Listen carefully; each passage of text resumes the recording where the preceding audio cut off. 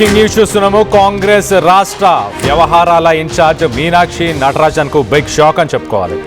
మీనాక్షి నటరాజన్ ఆమె రాజ్యసభ సీటు కోసం వేసిన నామినేషన్ని ఎలక్షన్ కమిషన్ తిరస్కరించింది. తెలంగాణలో క్రిమినల్ కేసులు ఉన్నట్టు దానికి సంబంధించిన వివరాలను అఫిడవిట్లో వెల్లడించలేదంటూ ఈసీకి బీజేపీ ఫిర్యాదు చేసింది. ఎలక్షన్ కమిషన్ వాటన్నిటిని క్షుణ్ణంగా పరిశీలించి అలాగే మరో పక్కన ఆస్తులకు సంబంధించిన వివరాలు కూడా వెల్లడించలేదంటూ బీజేపీ ఆరోపణలు చేసింది. మొత్తం మీద ఈ రెండు విషయాలని ఎలక్షన్ కమిషన్ పరిగణలోకి తీసుకుంది. ఆమె నామినేషన్ని ఇమీడియట్గా రిజెక్ట్ చేసింది. మధ్యప్రదేశ్ నుంచి మీనాక్షిని రాజ్యసభకు కాంగ్రెస్ ప్రతిపాదించింది.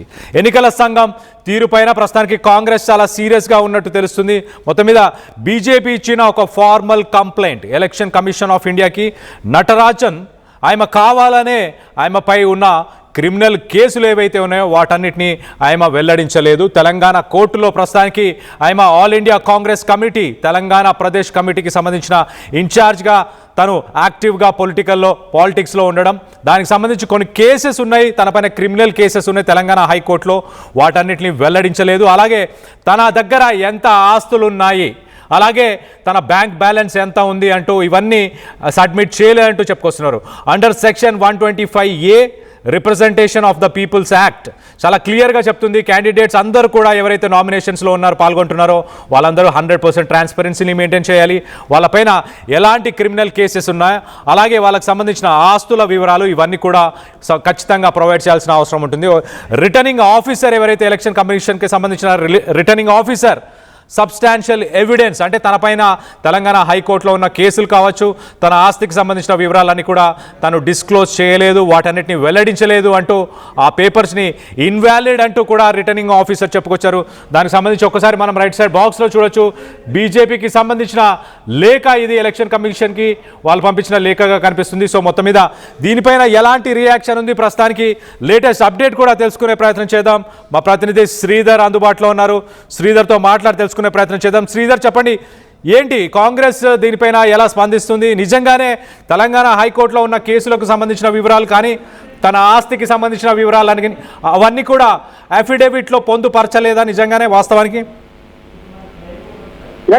తన ఆస్తులు కానివ్వండి కేసులకు సంబంధించి ప్రధానంగా వివరాలు వెల్లడించలేదని రిటర్నింగ్ ఆఫీసర్ అయితే ప్రస్తుతానికి ఆమె నామినేషన్ కూడా తిరస్కరించారు. దీన్ని కాంగ్రెస్ నిరసిస్తూ రిటర్నింగ్ ఆఫీసర్ తీరును కూడా కొంత కాంగ్రెస్ వ్యతిరేకిస్తున్న నిర్ణయాన్ని కూడా అక్కడ రిటర్నింగ్ ఆఫీస్ ముందు కూడా ధర్నా చేస్తున్నటువంటి పరిస్థితి ఉంది. ఎందుకంటే అటు మీనాక్షి నటరాజన్ కు సంబంధించి మధ్యప్రదేశ్ నుంచి కాంగ్రెస్ ఒక ఎంపీ స్థానం గెలిచేటువంటి అవకాశం చాలా ఈజీ ఉంది. అటు ఎమ్మెల్యేల బలం దానికి సంబంధించిన మ్యాజిక్ ఫిగర్ కంటే కూడా దాదాపు 5-6 మంది ఎక్కువగా ఎమ్మెల్యేల సంఖ్య బలం ఉంది. ఖచ్చితంగా మీనాక్షి నటరాజన్ అక్కడి నుంచి కూడా రాజ్యసభ మెంబర్ గా ఎన్నికవుతారని కాంగ్రెస్ గంపెడ ఆశలు పెట్టుకుంది. అదే కాకుండా అక్కడి నుంచి నేరుగా కూడా క్యాంపు కార్యాలయం మరొక పక్కన బీజేపీ 2 కాంగ్రెస్ వచ్చేటువంటి అవకాశం మధ్యప్రదేశ్ నుంచి 3 రాజ్యసభ సీట్లు ఉన్నాయి. అక్కడ ఉన్నటువంటి 3వ వ్యక్తిని కూడా బీజేపీ నిలబెడుతుందని చెప్పి రాజ్యసభ అటు మధ్యప్రదేశ్ సీఎం ప్రకటించిన నేపథ్యంలో ముందు జాగ్రత్తగా కాంగ్రెస్ వారికి ఉన్నటువంటి ఎమ్మెల్యేలందరినీ కూడా కర్ణాటక తరలించింది, అక్కడ క్యాంపు పెట్టింది. కానీ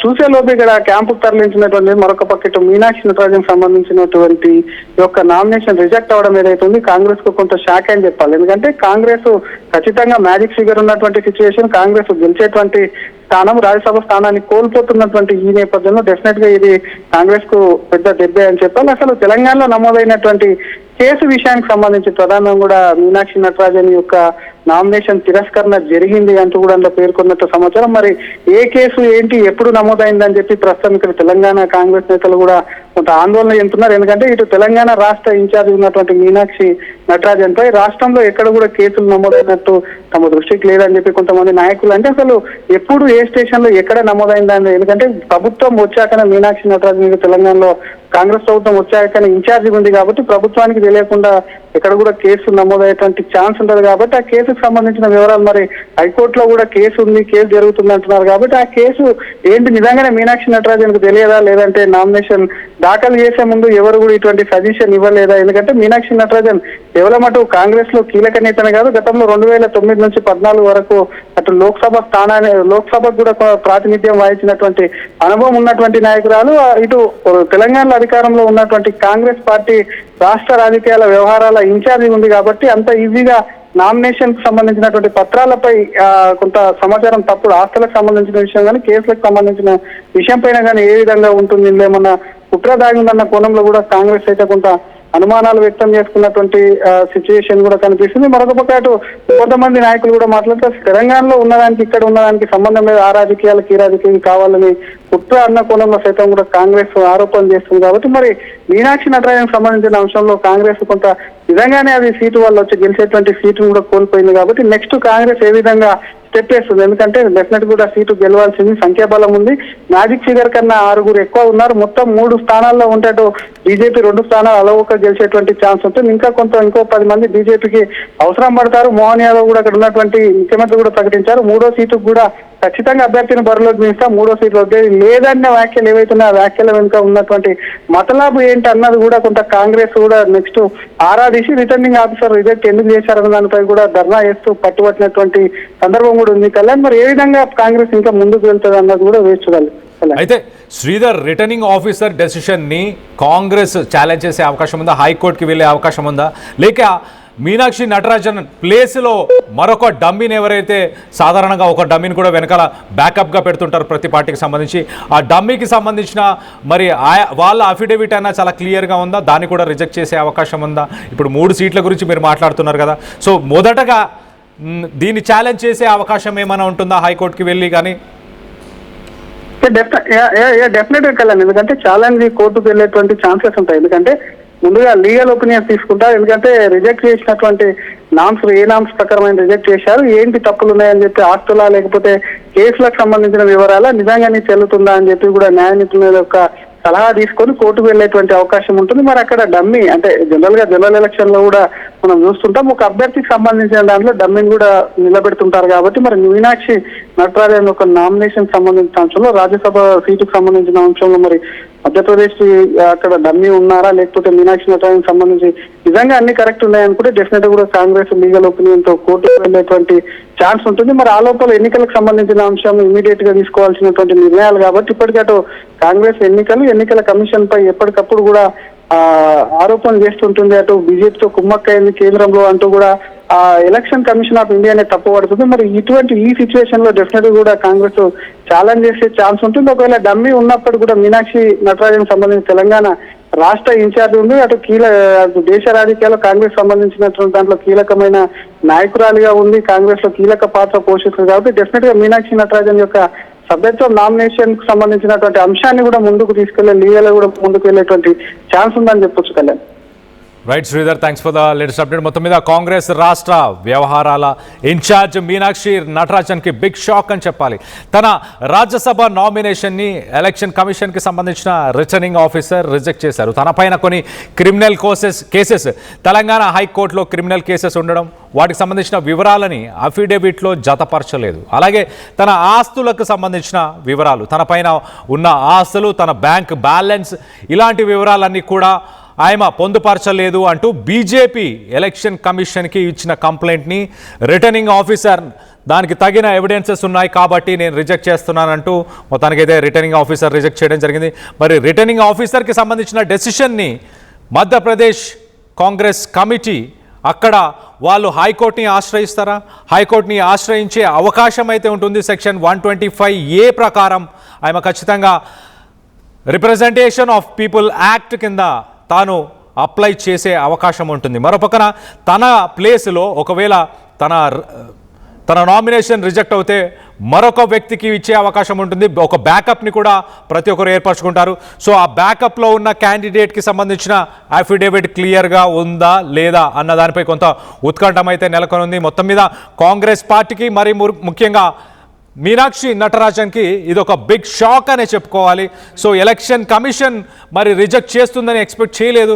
అలాగే తెలంగాణ హైకోర్టులో తెలంగాణలో ఎక్కడ తనపైన కేసెస్ ఉన్నాయన్న క్లారిటీ లేకపోవడం, మరోపక్కన మీనాక్షి నటరాజన్కు దీనికి సంబంధించి సరైన గైడెన్స్ని ఇవ్వలేదంటూ కూడా ఆరోపణలు వస్తున్నాయి. మొత్తం మీద దీనికి సంబంధించి మీరేమనుకుంటున్నారు? మీనాక్షి నటరాజన్కి సంబంధించిన రాజ్యసభ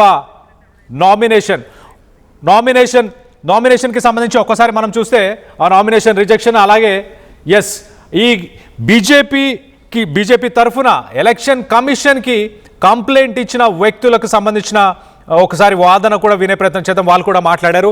వాళ్ళు ఏం చెప్తున్నారు, అసలు రిజెక్ట్ చేయడానికి గ్రౌండ్స్ ఏంటి, వాళ్ళు మాట్లాడుతున్న మాటలు కూడా ఒకసారి వినే ప్రయత్నం చేద్దాం.